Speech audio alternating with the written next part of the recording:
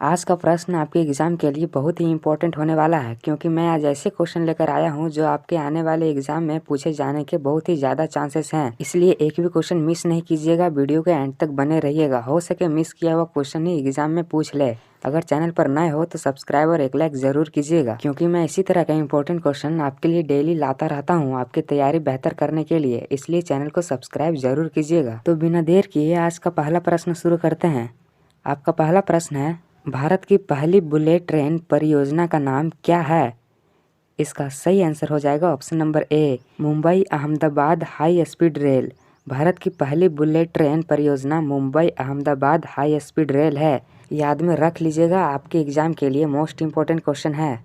अगला प्रश्न है, भारतीय रेलवे के जनक के रूप में किसे जाना जाता है? ऑप्शन है सरदार पटेल, महात्मा गांधी, जॉन टेलर या फिर लॉर्ड डलहौजी। इसका सही आंसर हो जाएगा option number D, Lord Dalhousie को जाना जाता है भारतीय रेलवे के जनक के रूप में।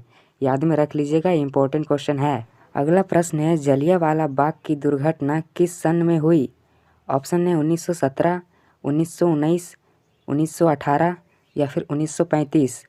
इसका सही आंसर हो जाएगा ऑप्शन नंबर बी, 1919 ईस्वी में हुई थी। 13 अप्रैल 1919 ईस्वी में जलियांवाला बाग हत्याकांड हुआ था। अगला प्रश्न है, चौरी चौरा कांड किससे संबंधित है? ऑप्शन है असहयोग आंदोलन, सविनय अवज्ञा, स्वदेशी या फिर जलियांवाला बाग हत्याकांड से।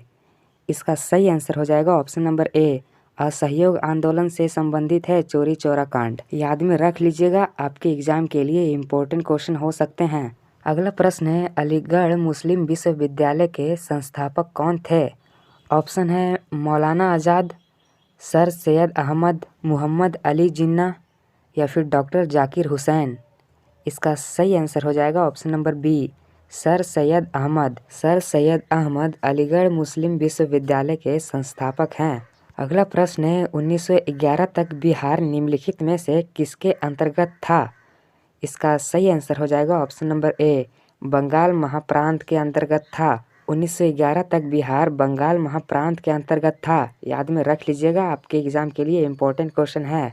अगला प्रश्न देखते हैं, प्रथम विश्व युद्ध के दौरान भारत में लोकप्रिय होने वाला आंदोलन कौन सा था? मोस्ट इम्पोर्टेंट क्वेश्चन है, इसे याद में ज़रूर रखिएगा। अगर चैनल पर नए हो तो सब्सक्राइब और एक लाइक ज़रूर कीजिएगा। मैं इसी तरह का इम्पोर्टेंट क्वेश्चन आपके लिए डेली लाता रहता हूँ आपकी तैयारी बेहतर करने के लिए, इसलिए चैनल को सब्सक्राइब ज़रूर कीजिएगा। इसका सही आंसर हो जाएगा option number C, home rule आंदोलन प्रथम विश्व युद्ध के दौरान भारत में लोकप्रिय आंदोलन था।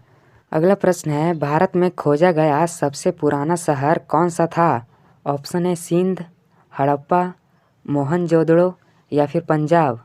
इसका सही आंसर हो जाएगा option number B, Harappa. Harappa खोजा गया भारत में सबसे पहला पुराना शहर है। अगला प्रश्न है, सिंधु घाटी के लोग निम्नलिखित में से किस पे विश्वास करते थे? इसका सही आंसर हो जाएगा ऑप्शन नंबर ए, मातृशक्ति। मातृशक्ति पर सिंधु घाटी सभ्यता के लोग विश्वास करते थे। हर एक क्वेश्चन आपके एग्जाम के लिए इम्पोर्टेंट है, इसलिए एंड तक बने रहिएगा, एक भी क्वेश्चन मिस नहीं कीजिएगा। अगला प्रश्न है, निम्नलिखित में से किस फसल का ज्ञान वैदिक काल के लोगों को नहीं था? ऑप्शन है चावल, गेहूँ, तंबाकू या फिर ये सभी। इसका सही आंसर हो जाएगा ऑप्शन नंबर सी, तंबाकू। तंबाकू का ज्ञान वैदिक काल के लोगों को नहीं था। अगला प्रश्न है, आर्य शब्द का शाब्दिक अर्थ क्या है? इसका सही आंसर हो जाएगा ऑप्शन नंबर बी, श्रेष्ठ या कुलीन। श्रेष्ठ या कुलीन आर्य शब्द का शाब्दिक अर्थ है। अगला प्रश्न है, वेदों की संख्या कितनी है? ऑप्शन है 3, 4, 6 या फिर 8। इसका सही आंसर हो जाएगा ऑप्शन नंबर बी, 4। वेदों की संख्या 4 है। अगर आप चारों वेदों के नाम जानते हैं तो कमेंट करके ज़रूर बताइएगा। अगला प्रश्न है, ऋग्वेदिक आर्यों का मुख्य व्यवसाय क्या था? ऑप्शन है शिक्षा, पशुपालन, कृषि या व्यवसाय। इसका सही आंसर हो जाएगा ऑप्शन नंबर बी, पशुपालन। ऋग्वेदिक आर्यों का मुख्य व्यवसाय पशुपालन था। याद में रख लीजिएगा, इंपॉर्टेंट क्वेश्चन हो सकते हैं। अगला प्रश्न है, किस खिलाड़ी को वर्ष 2012 का राजीव गांधी खेल रत्न सम्मान प्रदान किया गया है? इसका सही आंसर हो जाएगा option number D, Yogeshwar Dutta और विजय कुमार दोनों को 2012 में राजीव गांधी खेल रत्न सम्मान प्रदान किया गया था। याद में रख लीजिएगा, मोस्ट इम्पोर्टेंट क्वेश्चन है। अगला प्रश्न है, अंतर्राष्ट्रीय ओलंपिक समिति के अध्यक्ष कौन हैं? इसका सही आंसर हो जाएगा ऑप्शन नंबर बी, जैक्स रोगे। जैक्स रोगे अंतर्राष्ट्रीय ओलंपिक समिति के अध्यक्ष हैं। अगला प्रश्न है, लंदन में 2012 में आयोजित 30वें ओलंपिक में सर्वाधिक स्वर्ण पदक किस देश ने जीते थे? ऑप्शन है अमेरिका, चीन, जापान या फिर रूस। इसका सही आंसर हो जाएगा option number A, America. America ने सबसे ज़्यादा स्वर्ण पदक जीते थे। अगला प्रश्न देखते हैं, कनाडा का राष्ट्रीय खेल क्या है? ऑप्शन है बेसबॉल, आइस हॉकी, फुटबॉल या फिर क्रिकेट। अगर चैनल पर नए हो तो सब्सक्राइब और एक लाइक ज़रूर कीजिएगा। मैं इसी तरह का इम्पोर्टेंट क्वेश्चन आपके लिए डेली लाता रहता हूं आपके तैयारी बेहतर करने के लिए, इसलिए चैनल को सब्सक्राइब जरूर कीजिएगा। इसका सही आंसर हो जाएगा option number B, ice hockey. Ice hockey Canada का राष्ट्रीय खेल है। अगला प्रश्न है, भारतीय रेलवे को देश की लाइफलाइन क्यों कहा जाता है? मोस्ट इम्पोर्टेंट क्वेश्चन है, इसे याद में ज़रूर रखिएगा। इसका सही आंसर हो जाएगा ऑप्शन नंबर सी, यह देश के विभिन्न हिस्सों को जोड़ता है, इसलिए भारतीय रेलवे को देश का लाइफलाइन कहा जाता है। अगला प्रश्न है, पानीपत की तीसरी लड़ाई कब हुई थी? ऑप्शन है 1799, 1761, 1771 या फिर 1769। इसका सही आंसर हो जाएगा ऑप्शन नंबर बी, 1761 ईस्वी में हुई थी पानीपत की तीसरी लड़ाई। याद में रख लीजिएगा, आपके एग्जाम के लिए इम्पोर्टेंट क्वेश्चन हो सकते हैं। अगला प्रश्न है, सिंधु घाटी सभ्यता के लोग किसकी पूजा करते थे? ऑप्शन है पशुपति की, ब्रह्मा की, विष्णु की या फिर इंद्र की। इसका सही आंसर हो जाएगा ऑप्शन नंबर ए, पशुपति की पूजा करते थे सिंधु घाटी सभ्यता के लोग। अगला प्रश्न है, विख्यात सोमनाथ मंदिर को किसने नष्ट किया था? इसका सही आंसर हो जाएगा ऑप्शन नंबर बी, सुल्तान महमूद ने किया था। विख्यात सोमनाथ मंदिर को नष्ट सुल्तान महमूद ने किया था। याद में रख लीजिएगा, आपके एग्जाम के लिए इम्पोर्टेंट हो सकते हैं। अगला प्रश्न है, प्रथम भारतीय साम्राज्य स्थापित किसके द्वारा किया गया था? ऑप्शन है कनिष्क द्वारा, हर्ष द्वारा, समुद्रगुप्त द्वारा या फिर चंद्रगुप्त मौर्य द्वारा। इसका सही आंसर हो जाएगा option number D, Chandragupta Maurya द्वारा स्थापित किया गया था भारतीय साम्राज्य। याद में रख लीजिएगा, आपके एग्जाम के लिए बहुत ही इम्पोर्टेंट है। अगला प्रश्न है, मुगल वंश की स्थापना भारत में कब हुई? ऑप्शन है 1455 में, 1688 में, 1526 में या फिर 1822 में। इसका सही आंसर हो जाएगा ऑप्शन नंबर सी, 1526 ईस्वी में हुई थी मुगल वंश की स्थापना भारत में। याद में रख लीजिएगा, इम्पोर्टेंट क्वेश्चन है। अगला प्रश्न है, प्लासी का युद्ध कब लड़ा गया था? मोस्ट इम्पोर्टेंट क्वेश्चन है, इसे याद में ज़रूर रखिएगा। अगर चैनल पर नए हो तो सब्सक्राइब और एक लाइक ज़रूर कीजिएगा। मैं इसी तरह का इम्पोर्टेंट क्वेश्चन आपके लिए डेली लाता रहता हूं आपके तैयारी बेहतर करने के लिए, इसलिए चैनल को सब्सक्राइब जरूर कीजिएगा। ऑप्शन है 24 जून 1757 ईस्वी, 26 जून 1756 ईस्वी, 23 जून 1759 ईस्वी या फिर 27 जून 1757 ईस्वी।